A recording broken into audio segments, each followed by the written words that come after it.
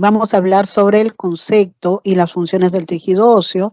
Vamos a hacer un aprendizaje sobre los tipos de hueso, los tipos de osificación y como segundo tema del día de hoy vamos a hablar acerca del tejido sanguíneo y los componentes del tejido sanguíneo. Muy bien, entonces ya sabiendo lo principal del tema del día de hoy, vamos a empezar con la clase.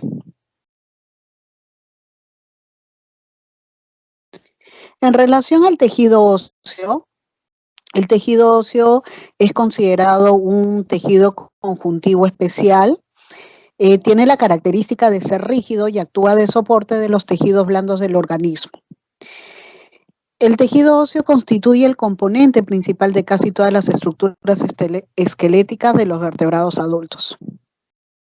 En relación a sus funciones, se conoce que los huesos tienen tres funciones principales.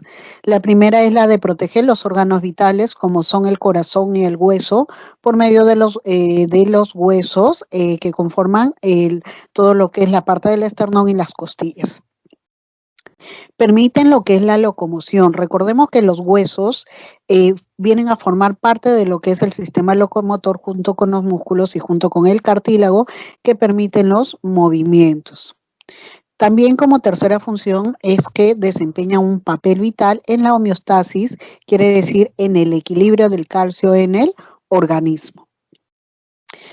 Como todo tejido conjuntivo, se puede decir que los huesos están compuestos por un componente celular propiamente dicho y un componente que conforman la matriz ósea, que son los dos componentes principales de todo tejido conjuntivo. Si hablamos del contenido celular, vamos a ver que este hueso está conformado por tres células principales, en los cuales apreciamos como células principales u originarias los osteoblastos, y estos osteoblastos se van a transformar en los que son los llamados osteocitos y los osteoclastos. Si hablamos de los osteoblastos, hablamos de que estos osteoblastos se transforman a partir de las células osteógenas, ¿no? Que derivan de las células mesenquimales.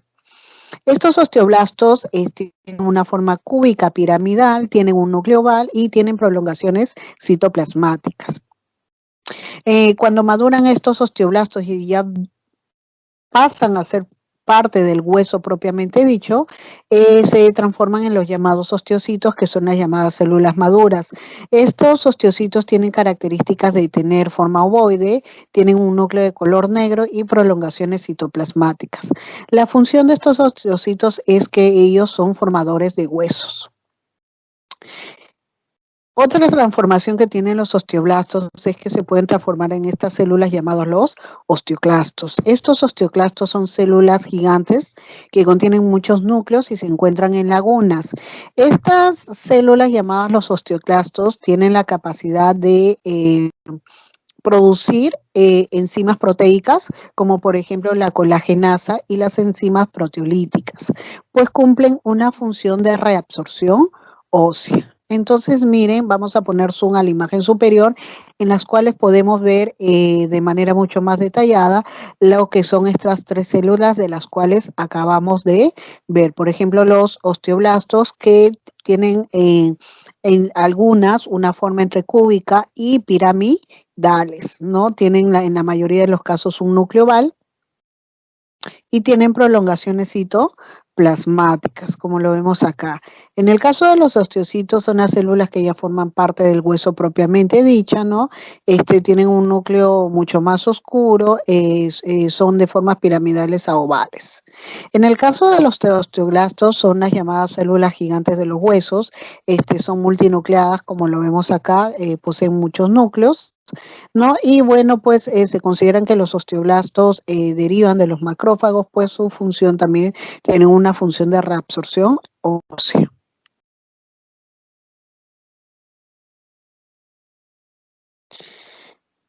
Ahora Si hablamos de la matriz ósea que conforma nuestro hueso, recordemos que esta matriz ósea está conformada pues por la matriz orgánica y por los componentes minerales inorgánicos, de los cuales estos están rodeados por una sustancia intercelular que va a componer al tejido óseo. Justamente esta matriz orgánica, dentro de la matriz ósea, ocupa lo que es el 35% del material que compone esta matriz ósea. Esta matriz orgánica está compuesta por las fibras llamadas las fibras colágenas. Estas fibras colágenas son aquellas que les confieren flexibilidad y resistencia a este tejido. El otro componente es el componente mineral inorgánico, que es el componente con mayor porcentaje, ya que es el 65%, está conformado dentro de los componentes principales de fosfato de calcio, que le confiere la solidez al tejido. Si hablamos de la sustancia intercelular mineralizada, ¿cómo se ve histológicamente? Esta sustancia intercelular mineralizada se va a encontrar entre lo que son las células óseas y las laminillas óseas, que van a estar dispuestas alrededor de un conducto llamado el conducto de Haber para formar los sistemas de Haber u ostiones. Otro componente principal también del hueso es el llamado periósteo. Así como la clase anterior estudiamos lo que era el periósteo también es un tipo de membrana de tejido conjuntivo que su función es la de nutrir el tejido óseo. Quedando entonces claro con los componentes del hueso, ahora vamos a hablar de los tipos de hueso. Si hablamos de los tipos de huesos, en todos los vertebrados vamos a encontrar el hueso del tipo esponjoso, también llamado trabecular, y el hueso compacto. Nos vamos a dar cuenta que estos huesos, sobre todo el trabecular, va a tener lo que son las cavidades medulares en las cuales se va a encontrar la médula ósea. Si hablamos del hueso esponjoso trabecular, es el hueso que consta de trabéculas separadas por las llamadas cavidades medulares. Si lo vemos ahí, la mayor parte de médula ósea que la conforma es aquella que está conformada en su mayoría por tejido graso. Así es como a la fotografía se puede ver el hueso trabecular, lo vemos en la parte superior o lo que nosotros llamamos las epífisis de los huesos y la metáfisis. Acá voy a poner un pequeño zoom para que ustedes puedan ver las trabéculas que se forman en el hueso trabecular o llamado esponjoso, y que los agujeritos justamente son las llamadas cavidades medulares. Cuando hablamos de hueso compacto o cortical, justamente es el llamado hueso en las cuales histológicamente vemos que consta de laminillas dispuestas regularmente en un modelo determinado por los vasos sanguíneos. Justamente lo que hablamos en 2 diapositivas anteriores de la conformación del sistema de Haber, o también llamados las ostionas. Entonces, ¿quién es estos vasos sanguíneos que determinan este modelo para el hueso cortical? Son los llamados conductos de Haber, que son conductos vasculares del tipo longitudinal. Otra estructura o otra tipo de estructura o componente dentro del hueso compacto son los conductillos. Son aquellos espacios o lagunas que pasan en dirección perpendicular a través de las laminillas. Y por último, lo que caracteriza a este hueso son los llamados sistemas de Haber, que están conformados por las minillas óseas concéntricas o circulares, ¿no? En las cuales están relacionadas con las células óseas llamadas osteocitos alrededor de un conducto central llamado el conducto de Haber. Entonces, miren, jóvenes, acá solamente voy a poner primero vamos a marcar con el puntero todo lo que viene a ser un sistema de Haber dentro de lo que es el hueso compacto. Acá vemos uno, acá vemos otro sistema de Haber. Acá en la parte inferior vemos otro sistema de Haber y en la parte superior vemos otro sistema de Haber. O sea, dentro de un hueso compacto pueden haber muchos sistemas de Haber. ¿Qué es lo que caracteriza este sistema de Haber? Justamente lo que habíamos hablado, ¿no? Que la matriz ósea está conformada por laminillas del tipo concéntricas en las cuales van a estar relacionadas o alrededor de o rodeando estas células llamadas los osteocitos alrededor de un conducto llamado el conducto de Haber. Entre estos tres componentes que conforman el sistema, el llamado sistema de Haber. Vamos a ver también cómo está la disposición acá en este lado. Justamente vemos otro sistema de Haber, el conducto de Haber, las laminillas óseas concéntricas, los osteocitos, formando lo que es el sistema de Haber. Acá también vemos laminillas concéntricas en la parte superior que conforman, también estarían conformando otro sistema de Haber porque acá hay otro conducto. Acá vemos un gráfico de cómo está dispuesto lo que es el hueso compacto. El hueso compacto normalmente lo encontramos formando parte del cuerpo de los huesos largos o la llamada diáfisis de los huesos. Este hueso compacto siempre va a estar rodeado por una membrana llamada el periósteo. Si hacemos un corte transversal a nivel de este hueso compacto, lo primero que nos va a llamar la atención es el conducto de Haber. Justamente acá en la línea no se especifican dónde está el puntero, dónde está la ubicación del conducto de Haber. ¿Y qué es el conducto de Haber? Lo vuelvo a repetir, es un conducto vascular o es un vaso sanguíneo que se dispone de manera longitudinal. Discúlpenme el pulso, por favor, jóvenes, lo voy a borrar para hacerlo un poquito más derecho. Entonces, acá vamos a ver el conducto de Haber dispuesto de manera longitudinal, ¿no? Y en las cuales alrededor de este conducto de Haber que vamos a encontrar los llamados osteocitos, ¿no? Rodeando, ¿no? Dispuestos alrededor de las laminillas óseas. O sea, doctora, si acá está viendo la disposición de las cuales nos ha hablado, las laminillas de forma concéntricas, ¿no? Relacionadas con los osteocitos, alrededor ellas o rodeando el conducto de Haber, entonces, ¿qué es lo que vamos a ver en el corte transversal del hueso? En el corte transversal de lo que ustedes van a ver del hueso es que van a ver muchos sistemas de Haber, como los ven acá. Acá vemos sistemas de Haber, acá en la parte superior también les están señalando la conformación de muchos sistemas de Haber. También como todo hueso que necesita ser bien nutrido, todos los huesos poseen varias concavidades donde vamos a encontrar vasos sanguíneos, como por ejemplo estos canales del tipo transversales al que le llaman el canal de Bolman, que justamente es donde pasa un vaso sanguíneo de manera transversal.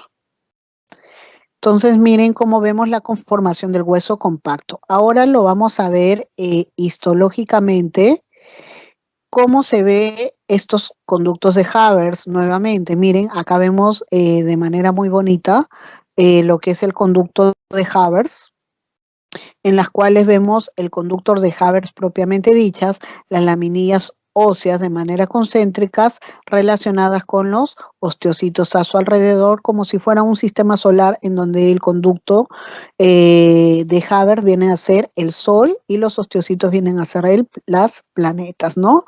Y bueno, pues conformarían esto lo que es el sistema de Haber. Acá vemos un sistema de Haber, acá abajo vemos otro sistema de Haber. Bueno, esta es una imagen en la cual el hueso lo hemos tincionado con hematoxicilina eosina. Luego de haber estudiado y quedado claro lo que son los huesos, cómo se diferencian los huesos y cómo podemos ver los huesos histológicamente, vamos a hablar de la médula ósea. La médula ósea justamente se encuentran en las cavidades medulares de los huesos, sobre todo el hueso trabecular. Si hablamos de la médula ósea, vamos a encontrar de dos tipos, la médula ósea llamada la médula ósea amarilla, que está conformada en mayor parte por tejido adiposo, y la médula ósea roja, que está formada justamente por este tejido generador de células sanguíneas que nos van a producir los glóbulos rojos, los glóbulos blancos y las plaquetas. ¿Qué es lo que estamos viendo acá en esta imagen? En esta imagen lo que estamos viendo es un dibujo graficado de diferentes cortes transversales a distintos niveles del hueso, ¿no? A nivel de las epífisis, de la diáfisis, de la metáfisis, ¿no? Y lo que aquí vemos en el lado derecho es una radiografía donde, dependiendo del tipo de hueso, podemos ver la densidad del mismo, ¿no? En las cuales en la parte central podemos ver la ubicación de la cavidad medular. Entonces, miren, justamente en el gráfico vemos dónde están ubicadas las cavidades medulares, dónde van a estar la médula ósea. Para seguir con el estudio de lo que es el tejido óseo, ahora vamos a hablar de los tipos de osificación. Todo hueso tiene dos tipos de osificaciones, la osificación intramembranosa y la osificación endocondral. Cuando hablamos de una osificación intramembranosa, es aquella en las cuales el hueso se desarrolla en aquellos lugares donde va a haber la presencia de futuro hueso en el ser humano. ¿No? Ya estos lugares donde va a haber la ubicación de este futuro hueso se les llaman las placas membranosas de tejido conjuntivo. En estas placas membranosas que vamos a encontrar células mesenquimatosas. Estas células mesenquimatosas, dependiendo del tipo del ambiente que hay alrededor de ella, ¿qué quiere decir? Mayor presencia de vasos sanguíneos. Si se hay mayor presencia de vasos sanguíneos, es que va a haber aumento en lo que es el oxígeno. Estas células se van a trabajar, se van a transformar en células osteógenas y estas células osteógenas se van a transformar en las llamadas células osteoblastos y estos osteoblastos van a estar ubicados ya en los llamados centros de osificación alrededor del cual se formará el futuro hueso, ¿no? Normalmente este tipo de osificación se da en los huesos planos. Entonces lo que vemos acá en el primer gráfico, ¿no? Es como estas células mesenquimatosas, ¿no? Van a migrar hacia el lugar donde va a haber la formación del futuro hueso, ¿no? En los cuales estas células mesenquimatosas se van a transformar en células osteógenas en los llamados centros de osificación. ¿Quiénes van a ser estas células osteógenas? Los llamados osteoblastos, que justamente también su función va a ser formadora de la matriz extracelular ósea, ¿no? Y en la segunda imagen ya lo que podemos ver ya es la formación de los huesos, ¿no? En las cuales ya hay la formación de la matriz ósea calcificada. Entonces, esperando que este tipo de osificación haya quedado claro, porque es más o menos lo que hemos visto la semana pasada en cómo se forma cuál es el origen embrionario del cartílago. Entonces ahora vamos a pasar a lo que es la osificación endocondral. ¿Qué comprende lo que es la osificación endocondral? Comprende lo que es la sustitución del cartílago hialino para la formación del futuro hueso, en las cuales las células del pericondrio y las células cartilaginosas van a experimentar una especie de hipertrofia. Y estas, al experimentar una especie de hipertrofia, se van a transformar y se van a diferenciar en lo que es el pericondrio, se va a transformar en periósteo y las células cartilaginosas van a empezar a formar la matriz de las células calcificadas, ¿no? Perdón, la matriz de las células y esta se va a calcificar.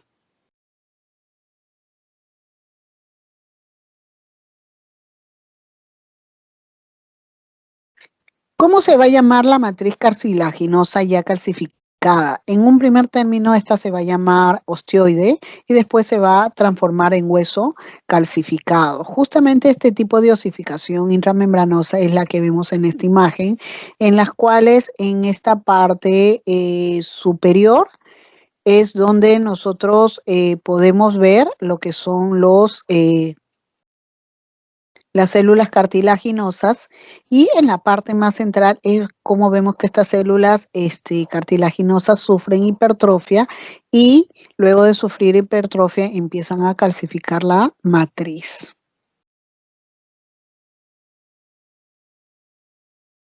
Acá también vemos cómo se da el tipo de osificaciones en las cuales a las 8 semanas de nacimiento, sobre todo en los huesos largos, ¿no? Como son los elúmeros o las secciones frontales medias, lo que va primordial es lo que es el cartílago eh, hialino.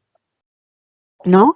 En las zonas de osificación primarias, ¿no? Que son las zonas del cuerpo de los huesos largos, que va a pasar este pericondrio que rodea estos tejidos, va a sufrir una especie de hipertrofia y se va a ir transformando en el llamado periósteo. Este cartílago que está en el centro del hueso va a empezar a hipertrofiarse y a manera que se va hipertrofiando, se va a ir calcificando. Entonces, a manera que se va a ir calcificando, va a haber una aparición de un delgado collar de hueso trabecular del periósteo alrededor de la diáfisis y alrededor del cartílago que hasta ese momento forma la diáfisis de los huesos. ¿Qué va a haber en esta zona? Va a haber aumento de capilares sanguíneos, va a haber presencia de células mesenquimatosas del tipo periósticas y va a haber transformación y aparición de células como son los llamados osteoblastos. Esto estamos hablando ya a la 9ª semana. ¿Qué estamos viendo a la 10ª semana ya de desarrollo, ¿no? Estamos hablando del desarrollo embrionario. ¿Qué va a pasar en esta semana? Que ya va a haber la formación del hueso endocondral trabecular depositado sobre las espículas del cartílago calcificado, ¿no? En las cuales los vasos sanguíneos van a quedar rodeados de hueso, formando la zona de donde van a estar ubicadas las cavidades medulares primordiales. Ya en el nacimiento, ya vamos a ver que la parte del hueso, la parte de la diáfisis, ya va a estar formado por hueso.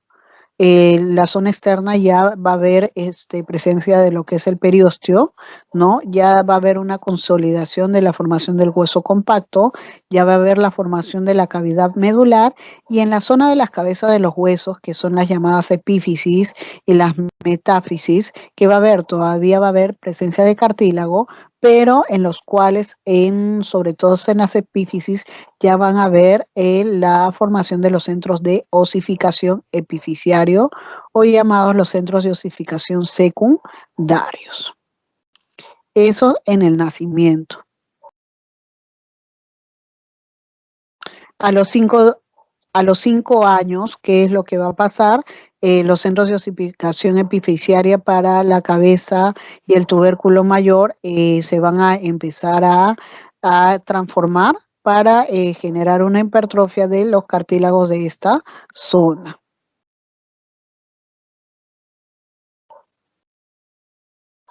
Por último,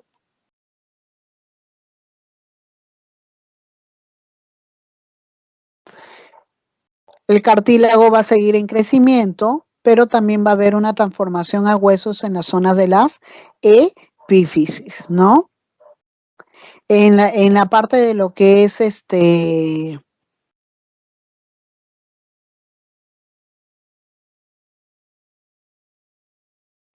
en la parte de las metáfisis, el cartílago va a seguir hipertrofiándose a manera que sigue el desarrollo de los niños. ¿Para qué? Para formación y la consolidación de la formación del hueso.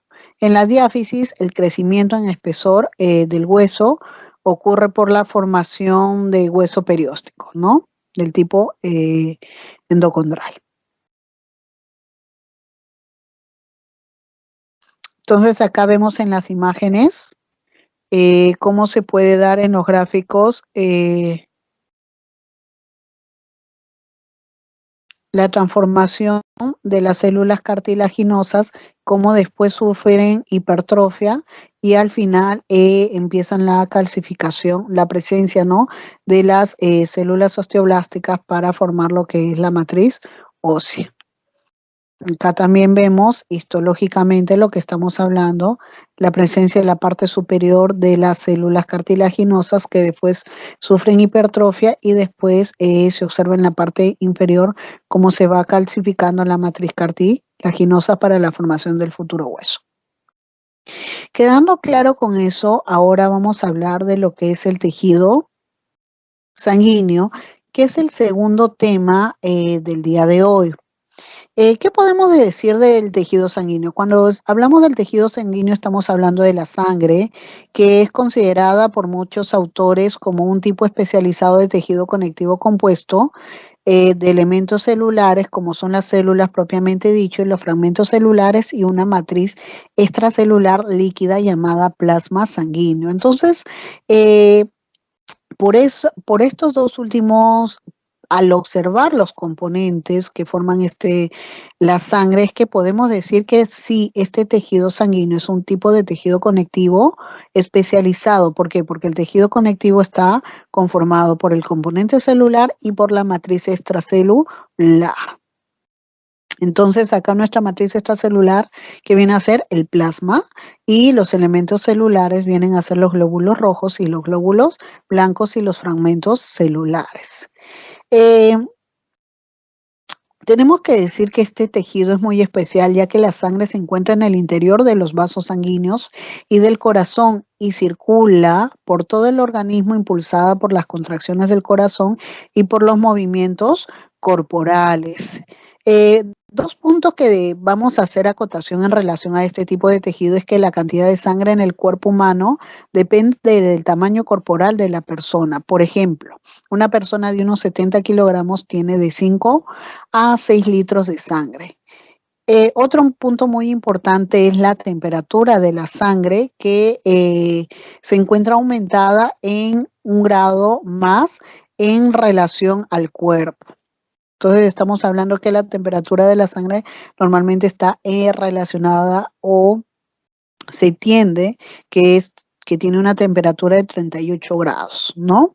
Y justamente este grado mayor de la temperatura de la sangre respecto a la temperatura corporal general puede deberse a la fricción de la sangre al circular por los vasos sanguíneos, sobre todo los de pequeño calibre. Entonces, lo que vemos acá en las imágenes, en primer lugar vamos a ver la imagen inferior, en las cuales, como podemos ver el gráfico cuando hablamos de la sangre, ¿no? Cuando la sangre recién ha sido extraída de los vasos sanguíneos, en las cuales todos los componentes se ven mezclados entre sí, y cómo lo vemos ya cuando se van a hacer, se va a examinar esta sangre y entra dentro de un equipo llamado la centrífuga. Esta centrífuga lo que hace es separar los componentes celulares, en las cuales podemos verificar pues que el plasma conforma el mayor porcentaje de lo que es la sangre y en un menor porcentaje el componente celular.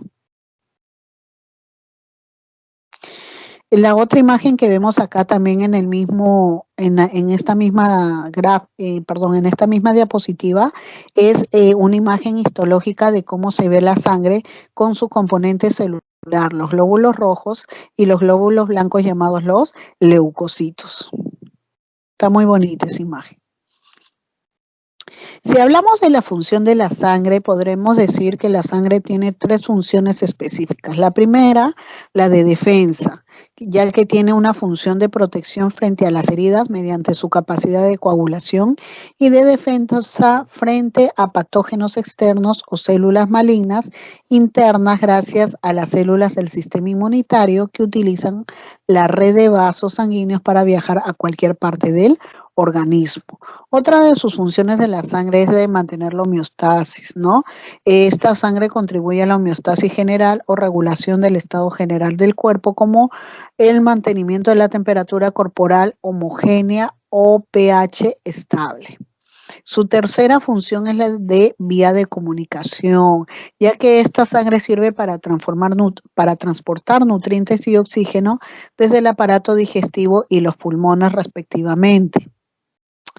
También estos tipos de moléculas son llevadas al resto de las células del organismo y productos de desecho desde las células hasta el riñón y los pulmones es la principal vía de comunicación entre células distantes para el intercambio de señales como las hormonas. Entonces tiene una función de comunicación bastante desarrollada. En relación al componente celular de la sangre propiamente dicha, cuando hablamos del componente celular, según los autores, hablamos de dos componentes específicamente, de los glóbulos blancos, ¿no? Que también son los llamados leucocitos, ¿no? Que a su vez están conformados por dos grupos celulares, los llamados granulocitos, que están conformados por los neutrófilos, basófilos y eosinófilos, y el grupo de los agranulocitos, que está conformado por los linfocitos y los monocitos. El otro componente celular son los glóbulos rojos, o también llamados eritrocitos. Dentro del componente celular, los eritrocitos forman parte del 99% de las células que conforman la sangre. El resto, pues, ya vienen a ser los leucocitos y las plaquetas. El otro componente, que son las plaquetas, no son consideradas para muchos autores como un componente celular propiamente dicho, ¿no? Sino que nos dicen que las plaquetas son parte de fragmentos celulares. Si hablamos de los glóbulos rojos o eritrocitos, en la imagen lo que estamos viendo es una vista de un diagrama de lo que es un glóbulo rojo. Tenemos una vista lateral y una vista superior, en las cuales desde la vista lateral podemos darnos cuenta que esta célula tiene una medida de 2 micrómetros, ¿no? Y que medida desde la parte superior en toda su extensión, esta mide de 7.5 micrómetros. El eritrocito podemos decir que se puede considerar como una célula modificada para su función, puesto que no posee un núcleo y también carece de algunas organelas, como por ejemplo las mitocondrias. Si lo vemos desde esta vista lateral, podemos decir que estas células tienen una forma bicóncava, lo que le confiere mayor superficie de intercambio con el plasma sanguíneo.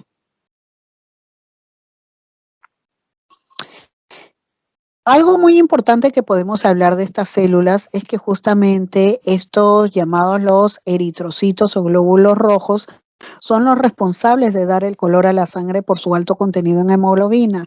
Esta hemoglobina, como nosotros ya sabemos, es una proteína que contiene hierro en su estructura y su función principal es la de transportar el oxígeno y el CO2. Entonces, miren, al sur vamos a poner estas imágenes histológicas de lo que es la sangre, ¿no? Justamente acá podemos ver a grandes rasgos los que son los glóbulos rojos, ¿no? Su característica principal, el color, bicóncavas, carecen de núcleo, y acá lo vemos a mayor escala, mayor imagen, cómo se ven los glóbulos rojos, y acá vemos un glóbulo blanco mezclado.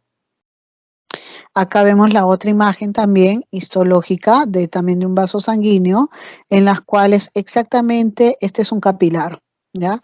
Este es un capilar en las cuales vemos los glóbulos rojos y también vemos presencia de glóbulo blanco y otro glóbulo rojo.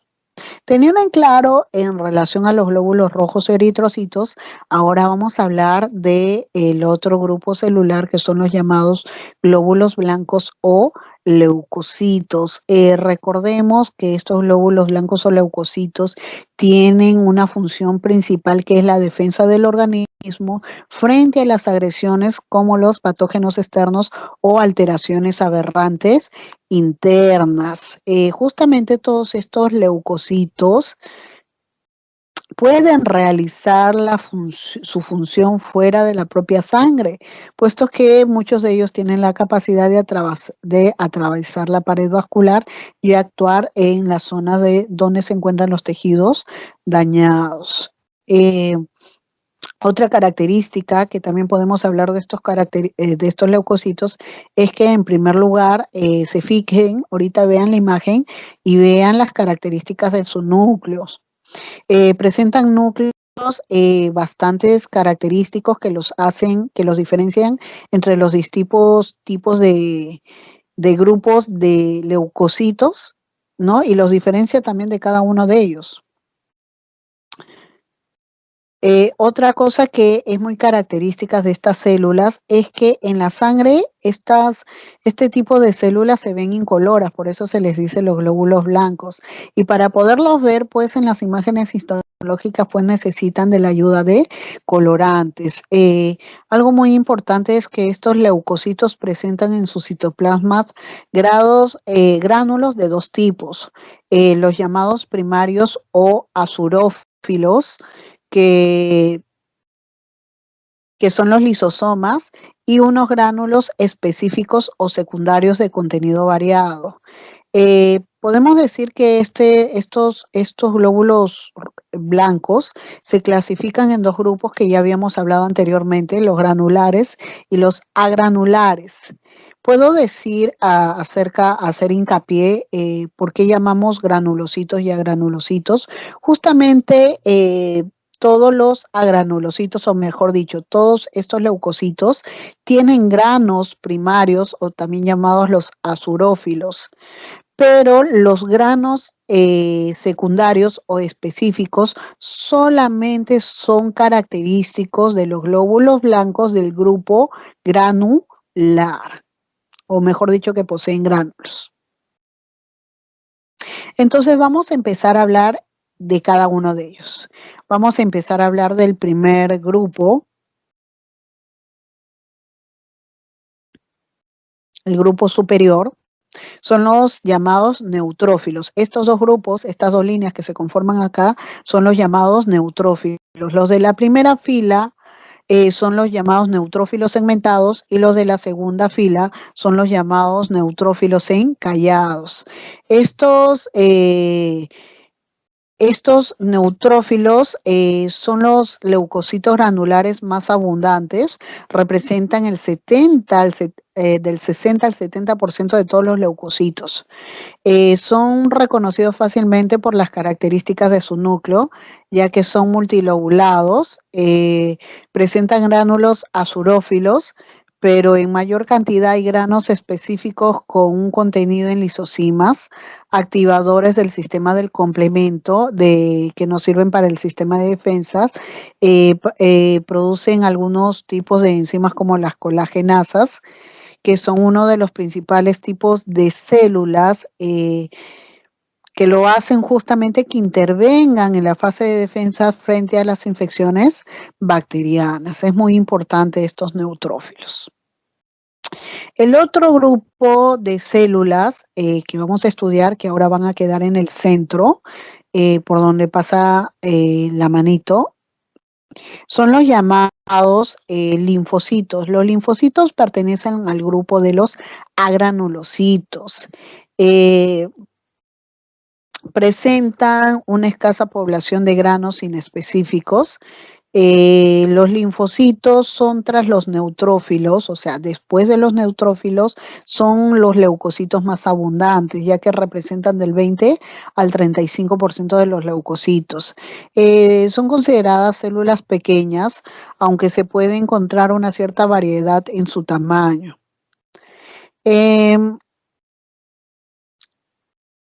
En cuestión a las características de su núcleo, presentan un núcleo en la mayoría de los casos totalmente redondeado y llegan a ocupar de hasta el 80 o 90% de lo que es el citoplasma. Estos linfocitos tienen dos grandes grupos, los llamados linfocitos B y los llamados linfocitos T.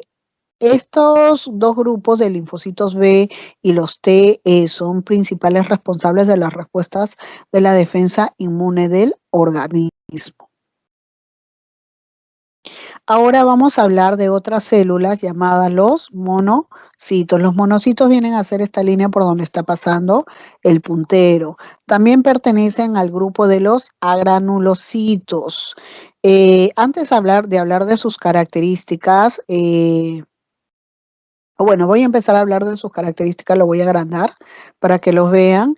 Estos se caracterizan por tener un tamaño grande en los frotis sanguíneos y una de sus características principales es que su núcleo tiene una forma arriñonada o acorazonada, ¿no? Justamente no le quería poner el zoom para que ustedes puedan ver su forma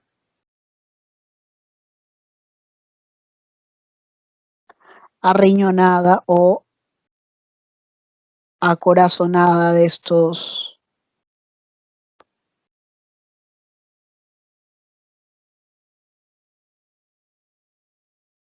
linfocitos. Entonces, miren, justamente esta es una de las características de estos monocitos. Los monocitos contribuyen a las respuestas de defensa del organismo.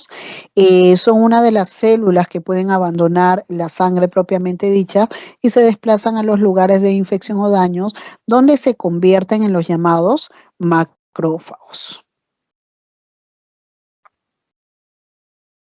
El otro tipo de células que nosotros vamos a ver son los llamados eosinófilos. Estos eosinófilos son la línea de, acá voy a poner el puntero láser para que ustedes lo vean, justamente donde está el puntero, esos son los llamados eosinófilos, los voy a agrandar. Estos eosinófilos pertenecen al grupo de los granulocitos, representan del 2 al 5% de la población leucocitaria, tienen una característica de que su núcleo es bilobulado, y en su citoplasma presentan granos específicos que se tiñen de color o tienen bastante adherencia por el color rojo, ¿ya? Por la eosina.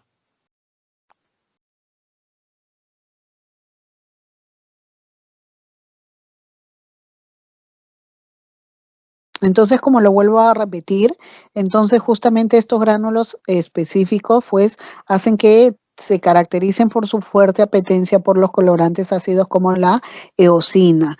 Estos granos poseen proteínas de carácter básica, como la proteína básica mayor y la proteína catiónica eosinófila. ¿Qué les permite esto? Intervienen en la lucha contra las infecciones parasitarias, además de histaminas encargadas de neutralizar la acción de la histamina en reacciones alérgicas. Y por último, vamos a ver el último grupo, que es el grupo final, que son los llamados basófilos. Estos basófilos también pertenecen al grupo de los granulocitos. Son los leucocitos granulares menos abundantes y más pequeños. Realmente representan el 0.5% del total de las células leucocitarias. Tienen una característica, su núcleo es poco lobulado. Se caracterizan por poseer granos específicos que se tiñen con colorantes básicos como la hematoxicilina. Por eso es que a veces estos gránulos que los ven acá se tiñen de color morado intenso o en algunos casos se llegan a ver de color negro. Dentro de su contenido, en cuestión a gránulos, se encuentra lo que es la heparina e histamina, así como la presencia en su membrana plasmática de receptores para las inmunoglobulinas C, que esto hace pensar que actúan en el tejido conjuntivo en cooperación con las células cebadas o los mastocitos que intervienen en las reacciones alérgicas. Entonces, teniendo en claro los diferentes tipos de glóbulos blancos o leucocitos que hemos visto acá, entonces vamos a pasar a la siguiente imagen en las cuales nosotros vamos a poder discernir cuáles son los diferentes tipos de células que estamos viendo en esta imagen histológica. Entonces, discúlpenme que se haya corrido la imagen. Entonces, ¿qué vemos en esta imagen histológica? En primer lugar, estas dos células son los llamados neutrófilos, características, núcleos bilobulados, ¿no? Estos son los neutrófilos segmentados y estos son los neutrófilos en tipo de callados. Algo que tengo que decir de la segmentación del núcleo de estos neutrófilos es que la segmentación se da a medida de que la célula o el ciclo vital de la célula va en aumento. Otro tipo de células que encontramos acá son los llamados linfocitos. ¿Qué característica tenían los linfocitos? Su mayoría de ellos, la característica de su núcleo era redondeado y que podía ocupar del 80 al 90% del espacio del citoplasma. La otra célula que vemos acá en la parte inferior son los llamados monocitos. ¿Qué lo caracterizaba su núcleo? La forma arreñonada de su núcleo. En la parte superior vemos los llamados eosinófilos. ¿Qué nos caracterizaba a los eosinófilos? Que sus gránulos tenían adherencia. ¿Por qué colorante? Por la eosina que los tenía de color rojo. Y abajo tenemos los basófilos. ¿Qué decía de sus gránulos específicos que tenían bastantes adherencia por la hematoxicilina, que los tenía a sus gránulos de color morado a negro? ¿Se acuerdan? Y por último acá, al lado del puntero, miren, saco el puntero, que ven las llamadas plaquetas. Y alrededor de todas estas células, en gran cantidad que vemos, los llamados eritrocitos o glóbulos rojos.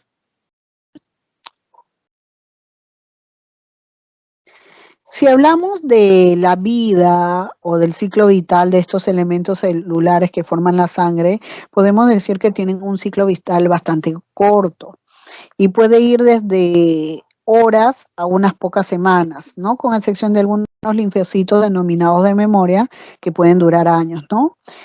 Por tanto, este componente celular deben de generarse continuamente. Este proceso de formación de estas células se le llama el proceso de la hematopoiesis, ¿no? Que de acuerdo al desarrollo del ser humano van cambiando de lugar estos procesos, ¿no? Por ejemplo, si hablamos cuando estamos en el desarrollo embrionario, este tipo de proceso de la hematopoiesis se da sobre todo en el saco vitalino. Durante la etapa fetal, este proceso se traslada a lo que son en los órganos del hígado, el vaso, el tejido linfático y después a la médula ósea roja.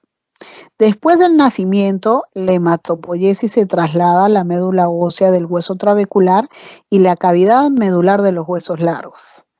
Ya en los adultos, este proceso de la hematopoiesis ocurre en los huesos del cráneo, la pelvis, las vértebras, el esternón y las zonas próximas de las epífisis del fémur y el húmero.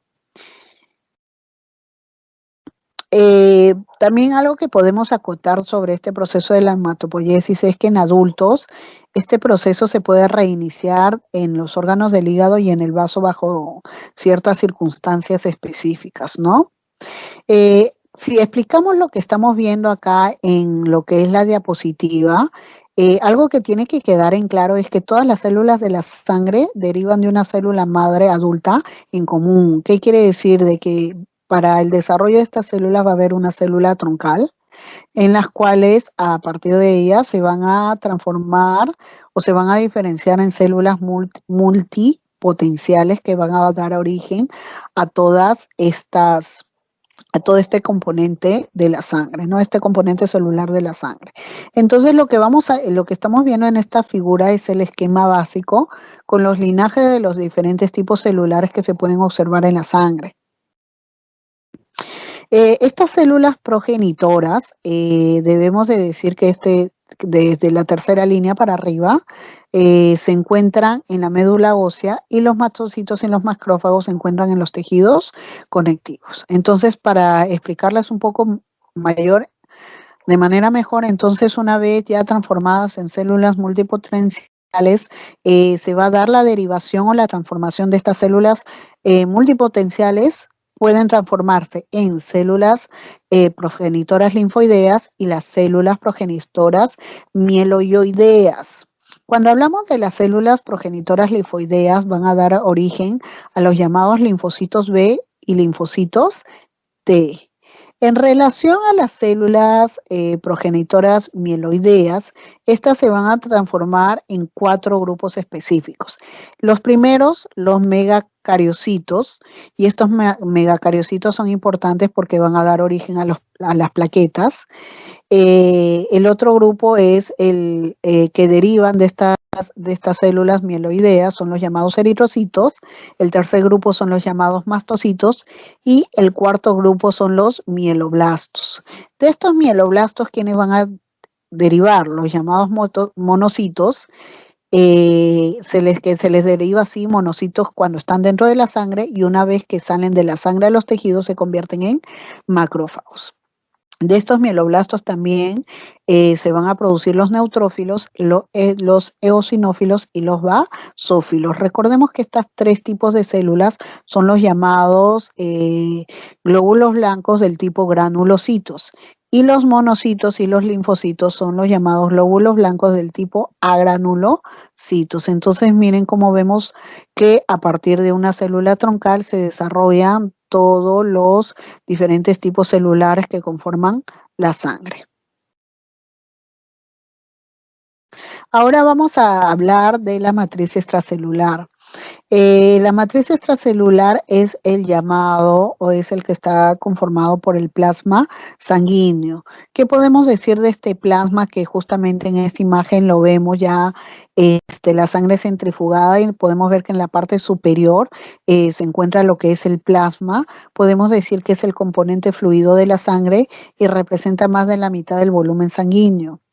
En su conformación propiamente dicha, que es lo que sigue acá a la flecha, podemos decir que el 90% del plasma está conformado por agua, el 7% está conformado por proteínas y 3% por otros componentes como son iones, aminoácidos, lípidos y gases.